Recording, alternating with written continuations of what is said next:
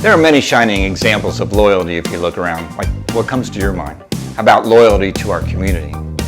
Or, here's one, loyalty to our favorite sports team. Like me, the Ohio State Buckeyes. Veronica Roth, American novelist, once said, "I belong to the people I love and they belong to me. They and the love and loyalty I give them form my identity far more than any word or group ever could." So let's look at 3 areas of loyalty that matter to me, starting with family.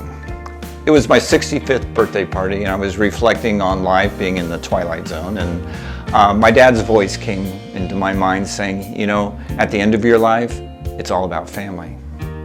And I know family looks different to many of us.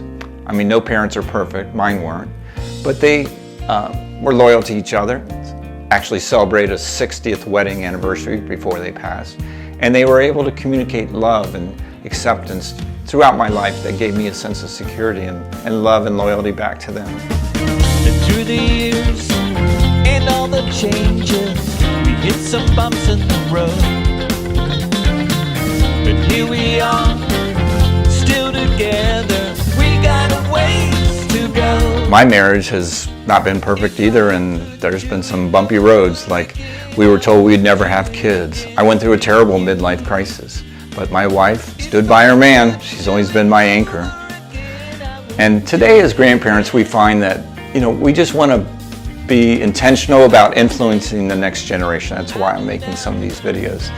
And, you know, loyalty can be best learned and expressed right in the confines of our family. How about loyalty to friends? Lifelong friendships are good for us emotionally, physically, spiritually. Most of my closest friends have come through some type of shared experience. I think that's true of most guys, like playing in a band or serving together in a community church. For the past 15 years, some of my music buddies, we've enjoyed some male bonding at its best at what we call our cool guy weekends. And it's usually in a music destination like Nashville, Austin, or Memphis. And it reminds me of the Ben Rector song that simply says, "You can't make old friends." No one knows you like they know you, and no one probably ever will. You can grow up, make new ones, but the truth is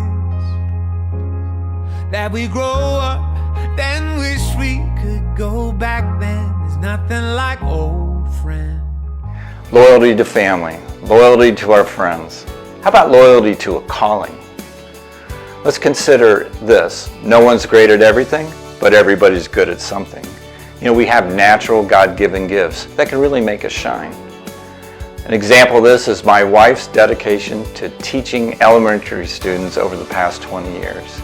She has left an indelible mark in countless students and their families all throughout Central Florida. And these kids are grown up and starting families of their own now.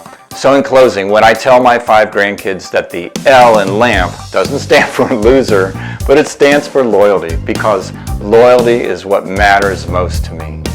And in practicing loyalty to our family, our friends, and our calling, we uncover this powerful force that shapes our identities and makes the world a better place for all.